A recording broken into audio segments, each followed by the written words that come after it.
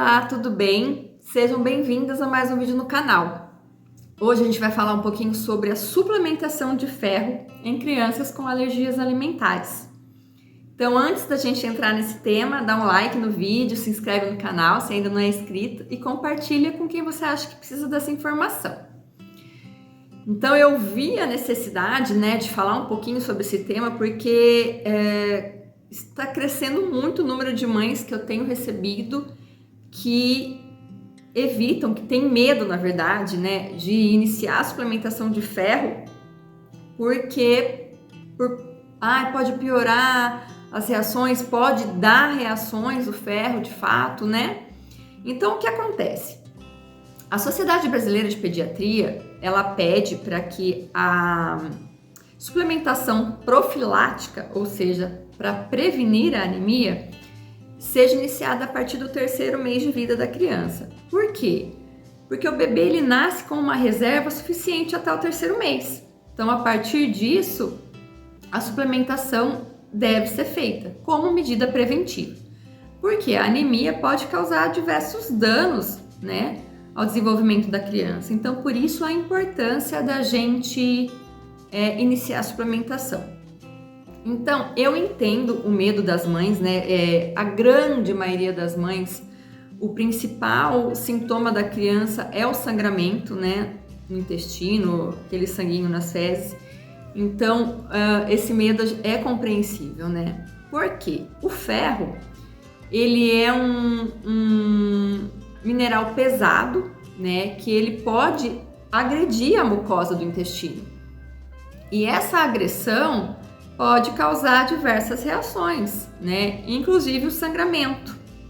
Então, para uma criança que já está sangrando, esse sangramento pode aumentar, E aí o risco de se ter uma anemia é maior. Então, nesses casos, a gente pede para que espere que a criança estabilize para iniciar a suplementação de ferro, Mas é importante, sim, que após estabilizar essa suplementação seja iniciada, Tem muita mãe que fala, mas agora que meu bebê tá bem, agora que ele parou de sangrar, eu não vou começar o ferro, eu não quero, eu tô com medo, mas é muito importante. Nesse ano, eu atendi 3 crianças com uma anemia bem importante, bem grave, porque não estavam suplementando pelo medo, porque as 3 eram crianças que tinham apresentado o sangramento das fezes e a mãe, por medo, acabou não suplementando e a criança apresentou o quadro de anemia. Então, é importante sim a gente esperar que a criança estabilize, mas é importante que após estabilizar a gente introduza o ferro, a suplementação de ferro. Qual que é o erro muito comum que eu vejo, no meu dia a dia, nos meus acompanhamentos, é que muitos profissionais, que acompanham, geralmente o pediatra, acabam fazendo a prescrição de forma incorreta do ferro. Por quê? A indicação é de 1 mg por quilo de peso. 1 mg por quilo de peso. Geralmente, o sulfato ferroso, que é disponibilizado pelo SUS, ele é 1 mg por quilo de peso. Ou seja, se a criança pesa 5 quilos, vão ser 5 gotas, Porque em cada gota tem 1 mg. Só que as marcas comerciais que a gente encontra nas farmácias, nem sempre, na grande maioria das vezes, não vão ser 1 mg por gota. Mas tem marcas que é 2,5 mg por gota. Tem marcas que são 5 mg por gota. Então, o que acontece? A gente pega uma criança que pesa 5 quilos, aí o pediatra receita a marca X e fala, você vai dar 5 gotas. E nessa marca a gente tem 5 mg por gota, ou seja, a criança vai estar ingerindo 25 mg ao invés de 5 que era indicado. Então a gente tem uma hiperdosagem que pode intoxicar a criança e pode causar graves reações. Por quê? Porque vai agredir demais. O ferro por si já agride, como eu falei. Se você dá uma mega dose, a agressão vai ser mega também. Ou seja, a gente pode ter um sangramento intestinal importante, em quantidade grande. A gente pode ter aí uma diarreia intensa, ou a gente pode ter uma constipação. A constipação geralmente é mais comum, né, quando a gente introduz o ferro. Então, por isso a importância, gente, de ao comprar o que o profissional prescreveu, verificar quantos miligramas tem por gota da medicação, para a gente evitar que aconteça essa hiperdosagem, tá? Falando em olhar, né, a composição do produto, importante também ver se possui, né, a proteína que causa reação no teu filho, né?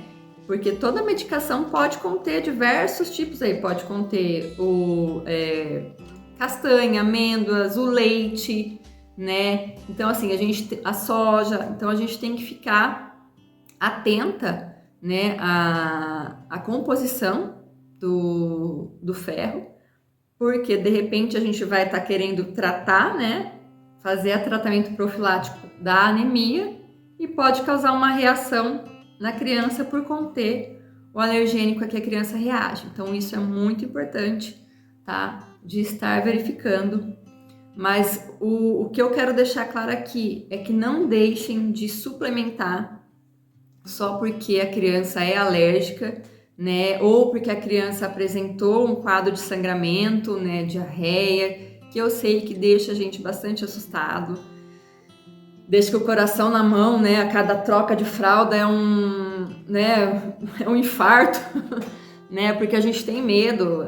Tem crianças que apresentam mais sangue do que realmente o cocôzinho, né? Então, eu entendo o desespero, eu entendo o receio da mãe, mas essa suplementação é importantíssima para a criança, tá? Lembrando que muitas crianças acabam não tolerando as marcas que a gente conhece hoje, não pelo fato de ter a proteína ou não alergênica, mas não toleram, né? Então, eu tenho muitas crianças que eu acabo pedindo para manipular o ferro, que é de uma forma mais leve, o ferro quelato, que acaba causando menos impacto, menos reação.